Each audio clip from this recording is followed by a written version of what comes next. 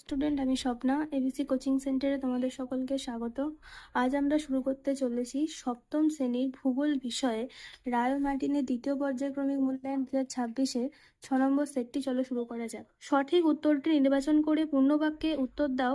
1 তিব্বত মালভূমি একটি। সি, পর্বত বেষ্টিত মালভূমি।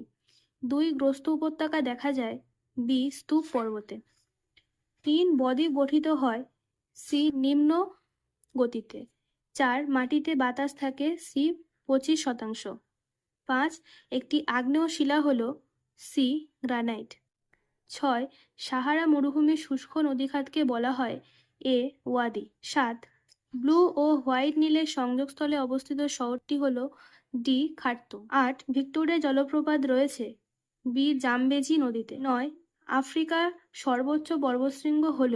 B, Mount Kilimanjaro. 10, আফ্রিকার নাতিশীতোষ্ণ তৃণভূমি ভেল্ট। শূন্যস্থান পূরণ করো। 2-1, পৃথিবীর বৃহত্তম সমভূমি গঙ্গা, ব্রহ্মপুত্র, সিন্ধু। 2, মরুভূমির সারিবদ্ধ উটের দলকে ক্যারাভ্যান বলে। 3, মালভূমিকে টেবিলল্যান্ড বলে। 4, বেলে মাটির দানাগুলোর মধ্যে ফাঁক বেশি। 5, মধ্য প্রবাহের নদীর আঁকাবাঁকা গতিপথকে মিয়েন্ডার বলে। নিচের প্রশ্নগুলির সংক্ষিপ্ত উত্তর দাও। 3-1, পৃথিবীর ছাদ কাকে বলে? উত্তর হবে পামির মালভূমিকে।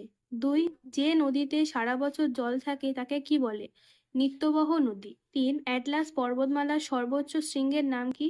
উত্তর মাউন্ট তৌবকল। 4, ভূমধ্যসাগরের চাবিকাঠি কাকে বলে? জিব্রাল্টার প্রণালীকে বলা হয়।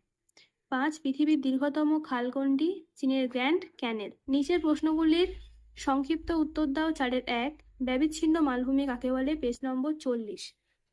এখান থেকে এতটা। 2, জলবিভাজিকা কি? পেজ নম্বর 49। এখান থেকে এতটা। 3, বহুমুখী নদী পরিকল্পনা কাকে বলে? এখান থেকে এতটা। 4, মালভূমিকে টেবিলল্যান্ড বলা হয় কেন? পেজ নম্বর 40। এখান থেকে এতটা। যে কোনো 4টি প্রশ্নের উত্তর দাও। 5-1, আফ্রিকাকে অন্ধকারচ্ছন্ন মহাদেশ বলা হয় কেন? পেজ নম্বর 102। এখান থেকে এতটা। 2, মিশরকে নীলনদের দান বলা হয় কেন? পেজ নম্বর 112। এখান থেকে এতটা। 3, আগ্নেয় শিলা কাকে বলে? এর বৈশিষ্ট্য লেখো। পেজ নম্বর 62। আগ্নেয় শিলা কাকে বলে? এখান থেকে এতটা। আর বৈশিষ্ট্য এখান থেকে পজ করে নেবে এতটা। 4, নিরক্ষীয় চিরসবুজ অরণ্যের 3টি বৈশিষ্ট্য লেখো। এটাও পজ করে নেবে এখান থেকে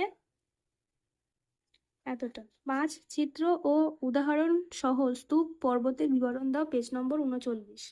এখান থেকে এতটা। সঙ্গেই আঁকাটা পেন্সিলে এঁকে দিতে হবে।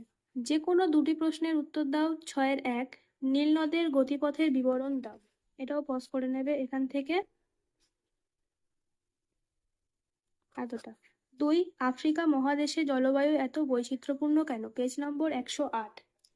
এখান থেকে এতটা। 3, মানব জীবনে পর্বতের প্রভাব আলোচনা করো। এটাও পজ করে নেবে এখান থেকে